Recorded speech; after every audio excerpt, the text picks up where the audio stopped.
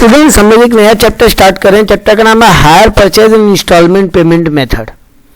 जब हम लोग ईएमआई पे कोई सामान लेते हैं तो उसका अकाउंटिंग कैसे मेंटेन होता है। अगर कोई बिजनेस ईएमआई पे कोई मशीन खरीद रहा है, ईएमआई पे कोई एसेट खरीद रहा है, तो उसका कैसे अकाउंटिंग वो मेंटेन करते हैं, जो परचेजर है वो भी और जो सेलर है वो भी।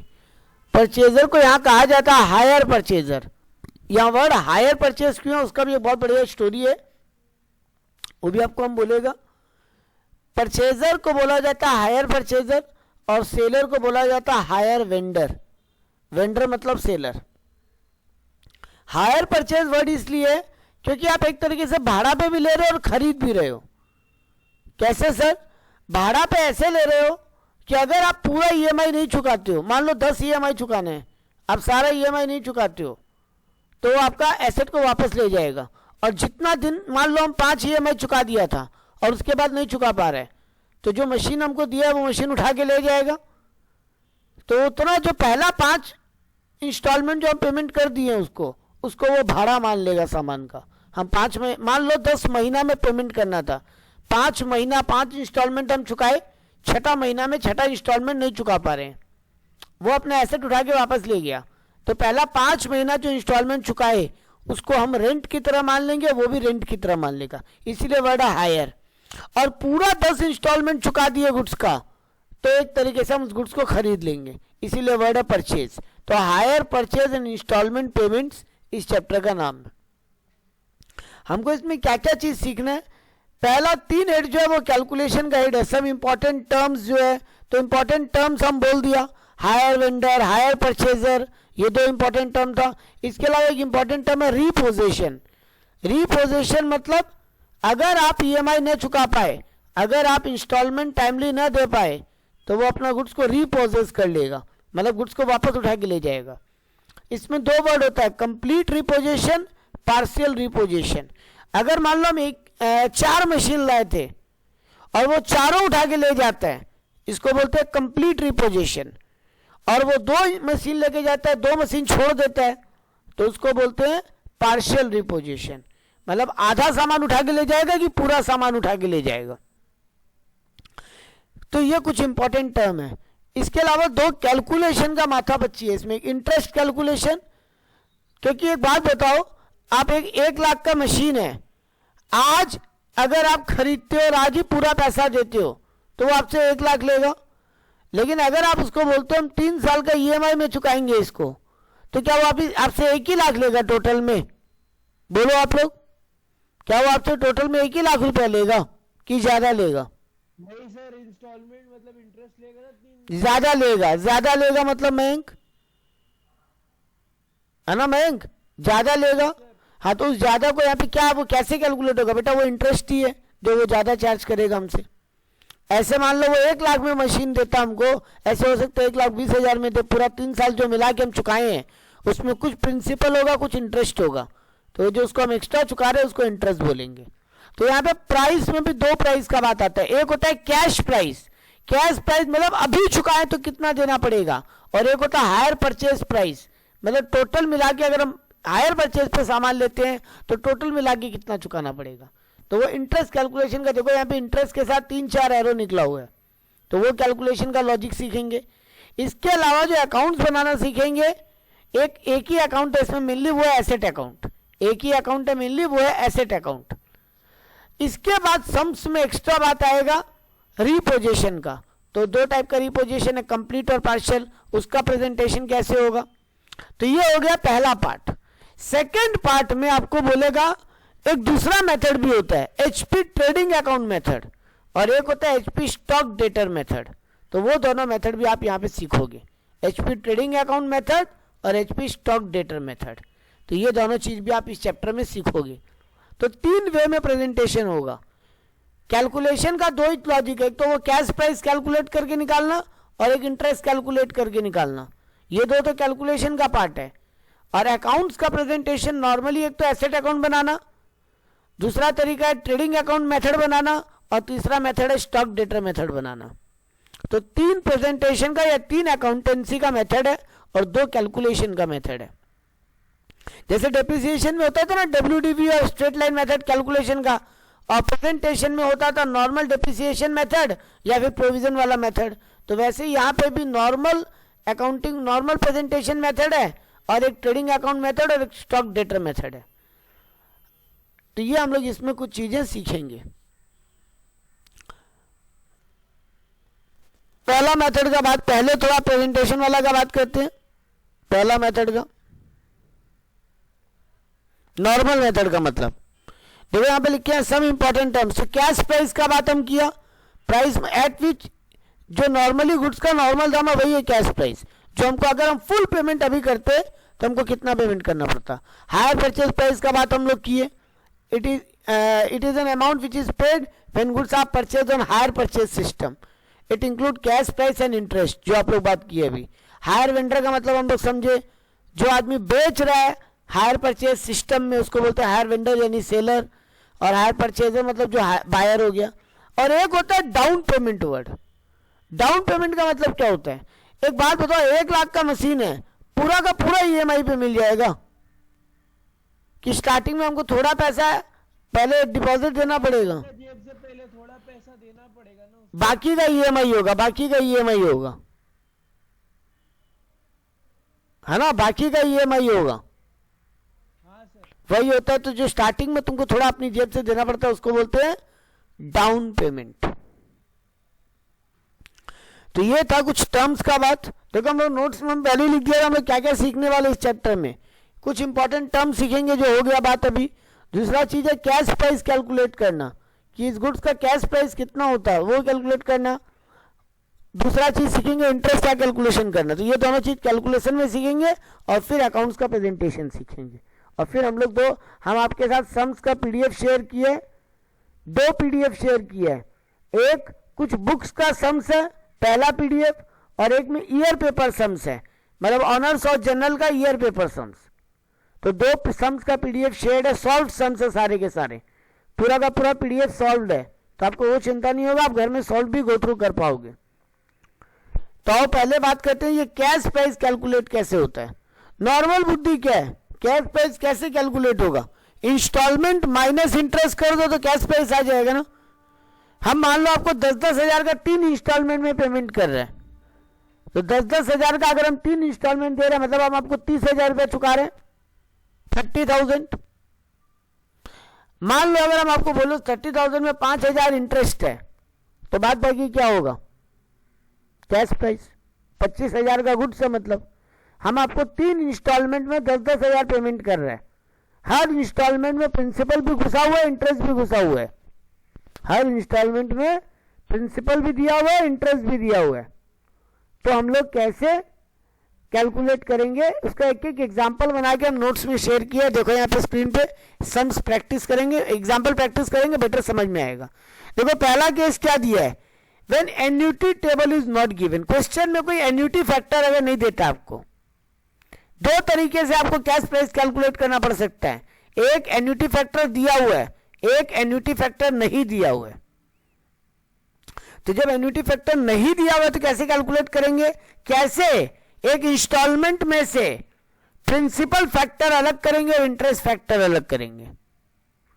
और दूसरा केस है जब एन्युटी टेबल इज गिवन, जब आपको एन्युटी फैक्टर्स दे देगा तो कैसे एक फिगर में से प्रिंसिपल अलग करेंगे, इंटरेस्ट अलग करेंगे। तो चलो 2 एग्जांपल डिस्कस करते हैं फटाफट। When annuity table is not given, तो when 3 year instalment including interest, एक एग्जांपल पकड़े कि 3 साल का इंस्टॉलमेंट है जिसमें इंटरेस्ट इंक्लूडेड है, and down payment and interest rate is given, down payment and interest rate is given, find the cash price. आपको डाउन पेमेंट भी बता दिया, आप कितना डाउन पेमेंट कर रहे हो और कितना इंटरेस्ट का परसेंटेज है वो भी दे दिया आपको, और बोला कैश प्राइस कैलकुलेट करके बताओ, कैश और इंटरेस्ट को सेपरेट करके बताओ हमको। तो देखो एग्जांपल, डाउन पेमेंट दिया है 70,000 रुपया, मतलब हम एक एसेट खरीद के ला रहे हैं जिसके लिए हमको खरीदते वक्त 70,000 डाउन पेमेंट देना पड़ेगा। फर्स्ट इंस्टॉलमेंट हम पेमेंट किया है 53,000 का, सेकेंड इंस्टॉलमेंट हम पेमेंट किया है 49,000 का, थर्ड इंस्टॉलमेंट हम पेमेंट किया है 55,000 का। इंस्टॉलमेंट में हमेशा इंटरेस्ट इंक्लूडेड होता है ना, इंस्टॉलमेंट मतलब प्रिंसिपल प्लस इंटरेस्ट है। तो देखो इस टाइप का अगर फिगर दे दे और आपको कैश कितना उस गुड्स का कैश वैल्यू है, हर इंस्टॉलमेंट में कितना गुड्स का वैल्यू और कितना इंटरेस्ट का वैल्यू है सेपरेट करने बोले, तो देखो कैसे करेंगे, उल्टा चलना पड़ेगा, थर्ड ईयर से स्टार्ट करना पड़ेगा। हमको एक बात बताओ, अगर हम 3 इंस्टॉलमेंट में पैसा चुका रहे हैं, फर्स्ट सेकंड और थर्ड, तीसरा इंस्टॉलमेंट कितना चुकाना है हमको, 55,000 रुपया। यानी थर्ड ईयर के बिगिनिंग में मेरे को कंपनी को जिससे हम गुड्स खरीद के लाए हैं उसको 55,000 रुपया देने। ये बात सबको समझ में लगा। थर्ड ईयर के बिगिनिंग में हम उल्टा से चल रहे हैं, पहला साल हम 53,000 का इंस्टॉलमेंट चुकाएगा, सेकेंड ईयर में 49,000 चुकाएगा, थर्ड ईयर में 55,000 चुकाएगा, और हमको बोला इंटरेस्ट रेट 10% है। तो ये बात आपको लग रहा है मन में कि थर्ड ईयर के बिगिनिंग में हमको 55,000 चुकाना है कंपनी को, थर्ड ईयर के बिगिनिंग में हमको 55,000 चुकाना है कंपनी को। तो 55,000 अपने आप में 110 है, क्योंकि 55,000 इंस्टॉलमेंट है जिसमें इंटरेस्ट इंक्लूडेड है। 100 रुपीज कॉस्ट प्राइस रहा होगा, 10 रुपीज इंटरेस्ट, क्योंकि 10% इंटरेस्ट है। तो देखो हम क्या किए, 55,000 डिवाइडेड बाई 110 इंटू 10, तो मेरा इंटरेस्ट फैक्टर आ गया 5,000। तो हमको कंपनी को जो हम थर्ड इंस्टॉलमेंट चुका रहे हैं उसमें 5,000 इंटरेस्ट चुका रहे हैं, टोटल 55,000 चुका रहे हैं, उसमें 5,000 इंटरेस्ट है, तो बाकी 50,000 मेरा कैश प्राइस हो गया। सेकेंड ईयर में आओ, अब हमको सेकेंड ईयर के बिगिनिंग में कंपनी को कितना रुपया चुकाना है, 49,000 सेकेंड ईयर का और 50,000 थर्ड ईयर का भी कैश प्राइस। सेकेंड ईयर के बिगिनिंग में हमको कंपनी को 2 पैसा चुकाना है, एक तो सेकेंड ईयर का 49,000 और प्लस थर्ड ईयर का 50,000। इतना ड्यू है मेरा, इतना ड्यू है मेरा। सेकेंड ईयर के बिगिनिंग में हमको अगर कोई पूछे कितना पैसा चुकाना बाकी है, हम बोलेंगे 49,000 मेरा सेकेंड ईयर का फिगर है, प्लस 50,000 मेरा थर्ड ईयर का फिगर है। तो क्योंकि अभी हम कैश प्राइस अलग करके निकाला है, तो 49 प्लस 50 99,000 डिवाइडेड बाई 110 इंटू 10 करेंगे, तो मेरा 9,000 इंटरेस्ट फैक्टर आ गया, कैश प्राइस मेरा हो गया 90,000, क्योंकि टोटल हम 99,000 चुकाना है, जिसमें से 9,000 इंटरेस्ट है, तो बाकी 90,000 कैश प्राइस है। वैसे ही अगर हम आपसे पूछते हैं हमको फर्स्ट ईयर के बिगिनिंग में कितना चुकाना है, तो फर्स्ट ईयर का खुद का इंस्टॉलमेंट 53,000 प्लस सेकेंड ईयर का 53,000, सॉरी फर्स्ट ईयर का 53,000 प्लस सेकेंड ईयर में 90,000 और चुकाना था, सेकेंड और थर्ड ईयर का मिला के 90,000, तो वो 90 प्लस 53 डिवाइडेड बाई 110 इंटू 10, तो निकल के आएगा 13,000। तो 90 प्लस 53 होता है 1 लाख, कितना होगा 90 प्लस 53 1,53,000, 1,43,000, 1,43,000 में से 13,000 इंटरेस्ट है, तो बाकी 1,30,000 कैश प्राइस है। तो 1,30,000 कैश प्राइस 3 साल का प्लस डाउन पेमेंट 70,000, मतलब 2 लाख का सामान है वो। तो 2 लाख का सामान के लिए हमको डाउन पेमेंट देना होगा 70,000 और 3 EMI चुकाना पड़ेगा 53,000, 49,000 और 55,000। ये बात सबको क्लियर है?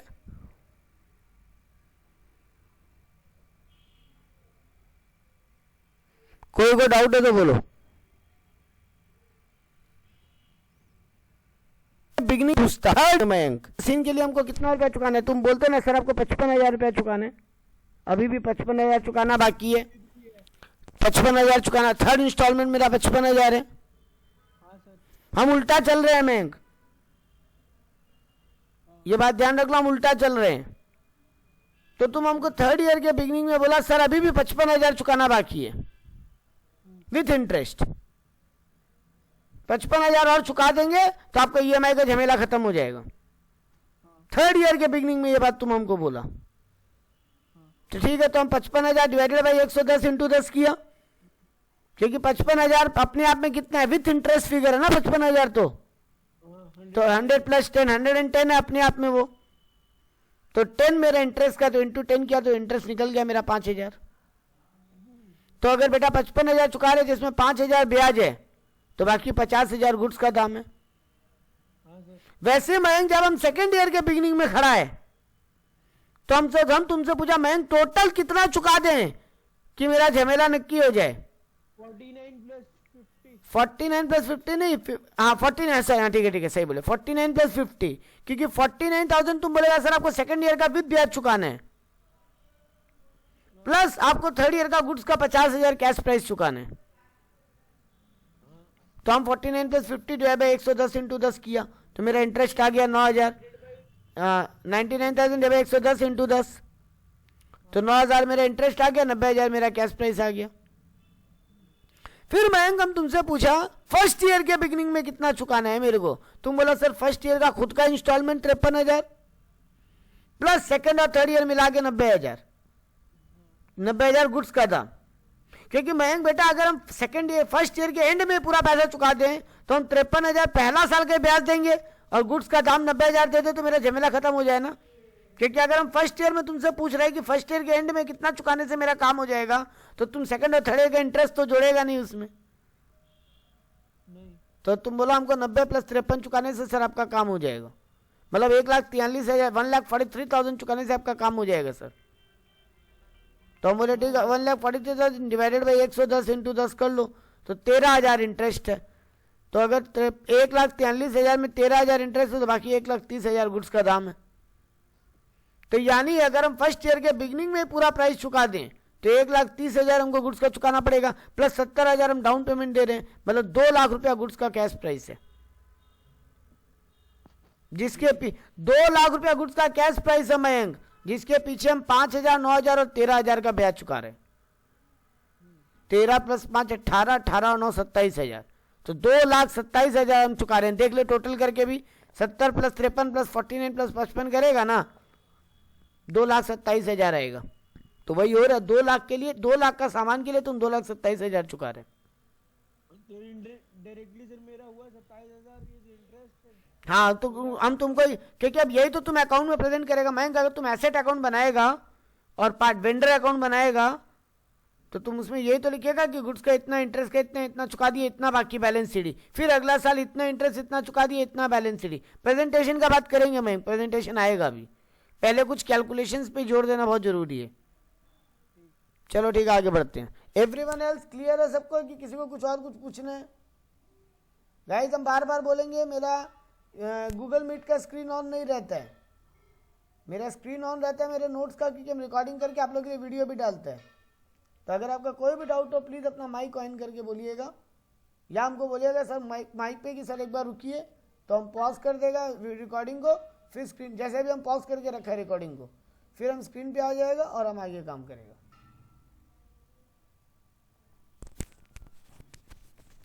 चलो अगला कैलकुलेशन देखते हैं।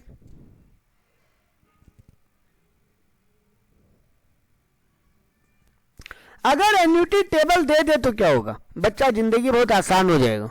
अगर एन्युटी फैक्टर दे दिया ना तो प्रेजेंट वैल्यू में कन्वर्ट करना बहुत आसान हो जाएगा। सर कैसे, एक सम से देखते हैं।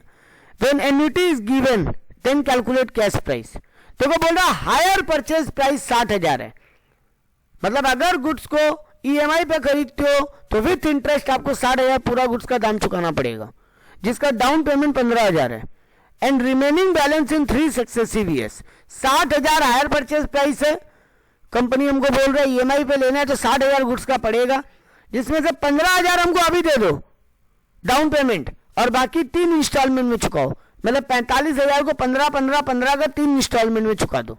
कंपनी हमको ये ऑफर दी है। 60,000 हमसे पूरा लेगा गुड्स का, वो बोला 15,000 अभी दे दो और बाकी 45,000 3 इंस्टॉलमेंट में चुका दो। इंटरेस्ट रेट 5% है। आपको बोला एन्युटी फैक्टर बता दिया आपको, देखो 0.9524 पहला ईयर का, दूसरा ईयर का एन्युटी फैक्टर है 0.9070, तीसरा ईयर का एन्युटी फैक्टर है 0.8639। अगर आप बोलोगे ये एन्युटी फैक्टर कैलकुलेट कैसे हुआ तो वो भी हम बता देंगे। अगर आप बोलोगे कि एन्युटी फैक्टर कैलकुलेट कैसे हुआ तो वो भी देखो, कैलकुलेटर ओपन कर सकते हो आप लोग अपने पास, जिनके पास भी कैलकुलेटर है फिलहाल। और एक चीज गौर करो, रेट का फैक्टर कितना बोला है 5%।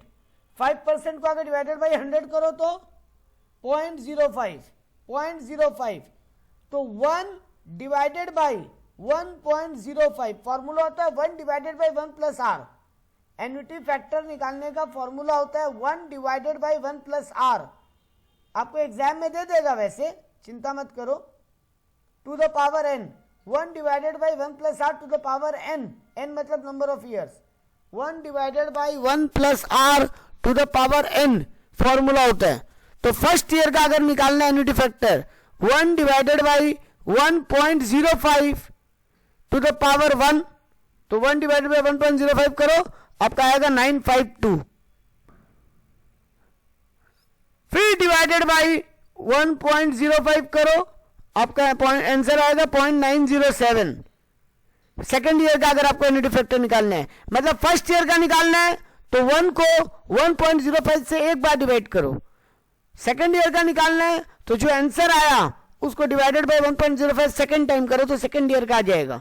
थर्ड ईयर का एन्युटी फैक्टर निकालना है तो जो आंसर आया उसको डिवाइडेड बाय 1.05 करो, आपका थर्ड ईयर का एन्युटी फैक्टर आ जाएगा 863 आएगा, 864 आएगा, 864।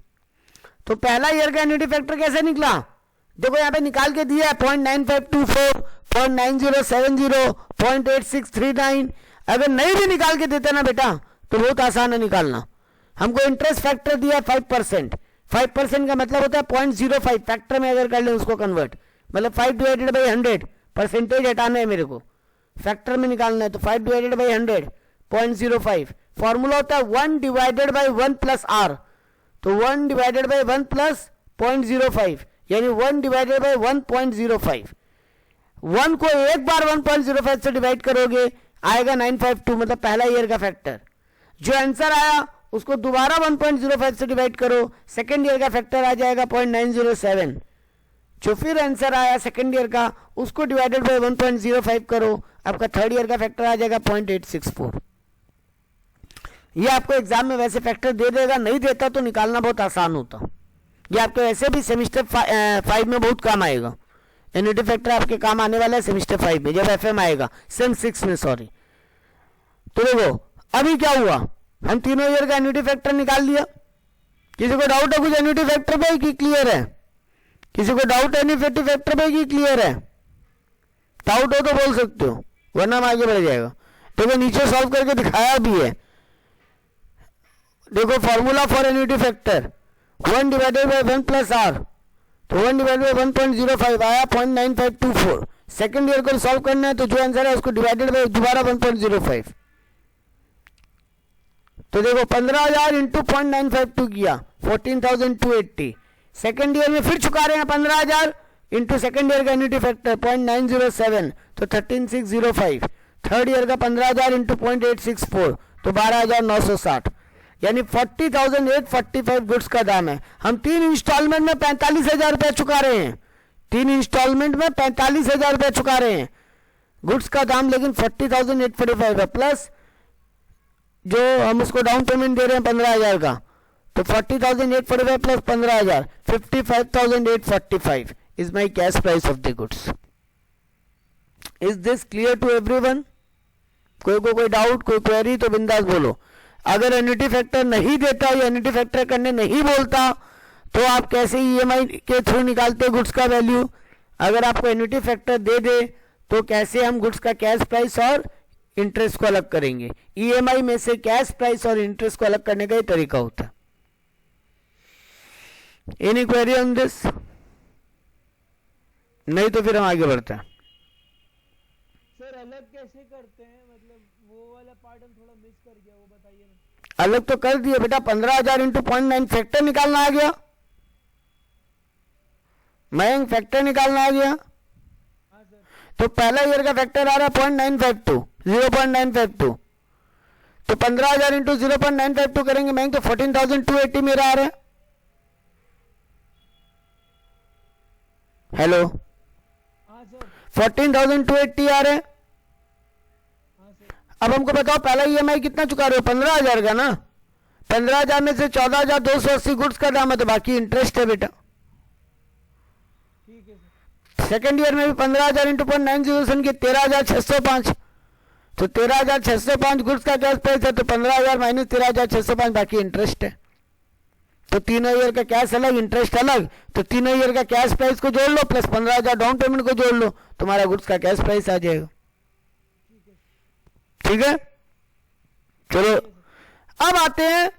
देखो अब तक क्या हो रहा था, आपको कोई ना कोई तरीके से इंटरेस्ट निकालने में मदद कर रहा था लोग। अगर आपको इंटरेस्ट का ही पार्ट गायब कर दे या इंटरेस्ट कैलकुलेट करने बोले तो कैसे निकलेगा? कुछ नहीं, जनरली वही बुद्धि है, थोड़ा थोड़ा यही, ये कैश और ईएमआई की कहानी है इसमें भी, बट लेकिन एक दो तीन मेथड है इसके अंदर, तीन टाइप का आपको क्वेश्चन में लॉजिक दे सकता है जहां पे आपको इंटरेस्ट कैलकुलेट करने बोलेगा। देखो हम लोग बिगिनिंग नोट्स में बात किए थे कि हम कैश प्राइस निकालना सीखेंगे अगर हमको एन्युटी फैक्टर देता है और एन्युटी फैक्टर नहीं देता है तो। अब हम सीख रहे हैं जनरली तीन चीज निकालना। इंटरेस्ट में जनरली तीन ही मेथड है, बाकी प्रेजेंटेशन का मेथड है, इंटरेस्ट कैलकुलेशन का तीन ही लॉजिक है। तो वो तीन एग्जांपल सॉल्व करते हैं। बोल रहे cash price rate interest and amount of different instalment are given. अगर आपको गुड्स का कैश प्राइस दे दिया, आपको रेट ऑफ इंटरेस्ट भी दे दिया और आपको अमाउंट ऑफ इंस्टॉलमेंट भी दे दिया, तो आपको बोलना इंटरेस्ट कितना होगा केवल वो निकाल के बताओ। इसमें सीधा सीधा ही जाना है, इसमें कोई उल्टा जाने का टेंशन नहीं है। हम आपको तीन फैक्टर क्वेश्चन में दे दिया और आपको इंटरेस्ट निकालने बोला है, बहुत आसान है ये। आपको गुड्स का कैश प्राइस बता दिया कि अब भी अगर पैसा देकर लेके जाओ तो आपको 40,000 रुपए देना पड़ेगा। एग्जाम्पल स्टार्ट कर रहे हैं, अभी अगर गुड्स का पैसा देकर लेकर जाओ तो आपको कैश प्राइस देना पड़ेगा 40,000। अगर आप ईएमआई पे लेते हो तो आपको डाउन पेमेंट देना पड़ेगा 10,811 रुपए और 5 एनुअल इंस्टॉलमेंट देना पड़ेगा 7,700 रुपए का। रेट ऑफ इंटरेस्ट 10% है। आई रिपीट माई एग्जाम्पल, आपको बोल रहा है कि अभी अगर गुड्स पूरा खरीद लो आपको 40,000 का कैश प्राइस देना पड़ेगा। आप अगर डाउन पेमेंट, अगर आप ईएमआई में जाना चाहते हो तो डाउन पेमेंट दो 10,811 रुपया और 5 एनुअल इंस्टॉलमेंट दो 7,700 रुपया का, और आपको रेट ऑफ इंटरेस्ट 10% बोला है। अब बोला हर ईएमआई में हमको इंटरेस्ट फैक्टर निकाल के बताओ, इंटरेस्ट और कैश प्राइस अलग करके बताओ। तो पिछला एग्जांपल जो हम लोग सॉल्व किए थे उनमें कैश प्राइस गायब था, सिर्फ ईएमआई दिया था, वहां से हम लोग कैश प्राइस को सेपरेट कर रहे थे। यहां पर हमको कैश प्राइस दे दिया, सब कुछ दे दिया, बोल रहे इंटरेस्ट कैलकुलेट करके बताओ। तो देखो हम क्या किए, स्टार्ट 40,000 देना है। अगर गुड्स का दाम अभी दे दे तो 40,000 देने, हम 10,811 रुपए तुरंत दे दिया, तो हमको और कितना देना है? 40,000 रुपये गुड्स का दाम है, हम 10,811 हाथों हाथ डाउन पेमेंट दे दिया, तो हमको 29,189 रुपीज देने रिमेनिंग। 29,189 इंटू 10% करो तो आपका आएगा 2,919, मतलब 2,919 रुपए पहला साल ब्याज देना है आपको। एक बात बताओ, इंटरेस्ट किस पे कैलकुलेट करते हो? जितना पैसा देना बाकी है उसी पे इंटरेस्ट कैलकुलेट करते हो एवरी 1 ईयर। इंटरेस्ट हम लोग किस पे कैलकुलेट करते हैं? जितना पैसा देना बाकी है सर उसी पे इंटरेस्ट कैलकुलेट करते हैं। तो 29,189 40,000 गुड्स का दाम है, हम 10,811 रुपए हाथों हाथ दे दिया। 40,000 रुपया गुड्स का दाम है, हम 10,811 रुपया तुरंत दे दिया। तो कंपनी कितना रुपए पे इंटरेस्ट चार्ज करेगा? बाकी जो बैलेंस बच गया उसी पे ना, 29,189। तो देखो 29,189 का 10% इंटरेस्ट निकाला, 2,919 रुपए इंटरेस्ट आया। ईएमआई दे कितना रहे हम हर साल? ईएमआई कितना दे रहे हैं हम हर साल? 7,700 रुपए का। 5 एनुअल इंस्टॉलमेंट 7,700, 5 साल तक हर साल 7,700 रुपया देगा हम उसको। तो पहला साल जो 7,700 दे रहे हैं उसमें 2,919 रुपए इंटरेस्ट है, बाकी क्या होगा? Cash price. चलो 29,189 देना था, उसमें से हम 7,700 रुपया दे दिया, नहीं सॉरी 29,189 गुड्स का देना था, उसमें हम 7,700 दिया, जिसमें 2,919 तो इंटरेस्ट था। कैश प्राइस कितना था? 4,781। तो 29,189 में 4,781 भी निकल गया। अभी भी 24,408 रुपया देना है गुड्स का, 24,408 रुपया गुड्स का देना है सेकेंड ईयर के बिगिनिंग में, तो उस पर 10% इंटरेस्ट लग गया, 2441। 7,700 का EMI दे रहे हैं जिसमें 2441 इंटरेस्ट है, तो बाकी 5259 मेरा गुड्स का दाम है। तो 24,408 में 5259 भी दे दिए, अभी भी बचा 19,149, फिर उस पर 10% इंटरेस्ट तो 1915, तो फिर 7,700 में 1915 इंटरेस्ट दे दिए, तो बाकी बचा 5885 मेरा। 5885 क्या है मेरा प्रिंसिपल। तो अगले साल फिर 19,149 में से 5885 माइनस करेंगे, जो बचेगा फिर उस पर 10% इंटरेस्ट, और ये 5 साल तक चलता जाएगा। हम आपको 3 साल करके दिखाया, बाकी 2 साल भी यही होगा। ये क्लियर है सबको मेथड। अगर क्वेश्चन में आपको कैश प्राइस, डाउन पेमेंट और EMI का प्राइस और इंटरेस्ट रेट चारों दे दे, तो ऐसे कैलकुलेट होगा कैश प्राइस और इंस्टॉलमेंट। पहला एग्जांपल हम लोग सीखे जिसमें सिर्फ EMI का फिगर्स बताया, डाउन पेमेंट बताया और इंटरेस्ट रेट बताया, तो ऐसे निकलेगा। सेकंड केस पढ़े, एन्युटी फैक्टर दे देगा तो ऐसे निकलेगा। थर्ड केस में आपको कैश प्राइस बता दिया गुड्स का, डाउन पेमेंट बता दिया और आपको इंस्टॉलमेंट्स बता रहे हैं। अब आपको बोला हर इंस्टॉलमेंट में कितना प्रिंसिपल और कितना इंटरेस्ट, वो निकाल के बताओ, तो फिर कैसे कैलकुलेट होगा। कोई क्वेरी, कोई डाउट, किसी को कुछ बोलना है? No doubt. एग्जाम्पल 2 करें। दूसरा case, when cash price and amount of different instalment are given, लेकिन रेट नहीं दिया इंटरेस्ट का। ये थोड़ा मजेदार एग्जाम्पल है, रेट गायब है इंटरेस्ट का। आपको सिर्फ cash price, higher purchase price और डाउन पेमेंट बता दिया। आप अभी खरीदते हो, आपको कितना देना है। अगर आप EMI पे खरीदते हो, आपको टोटल कितना देना पड़ेगा और डाउन पेमेंट कितना देना पड़ेगा, और सारा इंस्टॉलमेंट्स बता दिया। इंटरेस्ट रेट गायब है, इंटरेस्ट रेट गायब है। तो देखो कैसे निकाला। In this case we make ratio of the balance amount. हम रेशियो प्रोपोर्शनेट में चलेंगे। कैसे देखो, 50,000 गुड्स का हायर परचेज प्राइस है, 10,000 वो मेरे से डाउन पेमेंट दे लिया, तो बैलेंस कितना बचा, 40,000 देना है। पहला इंस्टॉलमेंट हम दिया 20,000, तो अभी भी कितना और देना है, बैलेंस कितना बचा और 20,000 देना है। सेकंड इंस्टॉलमेंट हम दिया 10,000, अभी भी और कितना देना है, 10,000। लास्ट इंस्टॉलमेंट दिया 10,000, मेरा झमेला खत्म। तो 3 इंस्टॉलमेंट में हम जो पैसा चुका रहे हैं उसका रेशियो क्या बन रहा है, 2:1:1, सॉरी 4 कितना कितना देना बाकी है उसका रेशियो क्या बन रहा है, कितना बैलेंस देना बाकी है उसका रेशियो क्या बन रहा है। फर्स्ट ईयर के एंड में हमको 40,000 देना बाकी था, सेकेंड ईयर के एंड में 20,000 देना बाकी था, थर्ड ईयर के एंड में 10,000 देना बाकी था। तो 4:2:1 मेरा रेशियो बना। अगर हम हायर परचेज पे गुड्स खरीद रहे हैं, हमसे 50,000 ले रहा है कंपनी, और यही कैश प्राइस में खरीदता तो 43,000 लेता, तो इंटरेस्ट कितना हो रहा है, 7,000 रुपया। हाथों हाथ पेमेंट करते तो 43,000 में मेरा काम हो जाता, लेकिन EMI पे ले रहे हैं तो पूरा 50,000 का हायर परचेज प्राइस लग रहा है हमको। तो हमको 43,000 माइनस 50,000, 7,000 का इंटरेस्ट ले रहे हैं। इस 7,000 को इस 4:2:1 में बांट देंगे तो तीनों ईयर का अलग अलग इंटरेस्ट निकल जाएगा। हमको निकालना था कि तीनों ईयर में कितना इंटरेस्ट लग रहा है वो बताओ, तीनों ईयर में कितना इंटरेस्ट लग रहा है वो बताओ। क्वेश्चन हमको कैश प्राइस दिया था 43,000, HP प्राइस बता रहा है 50,000, मतलब अभी दें तो 43,000 में काम हो जाता। EMI पे ले रहे हैं इसलिए 50,000 देना पड़ेगा, तो मतलब 7,000 का कंपनी मेरे से इंटरेस्ट ले रहा है।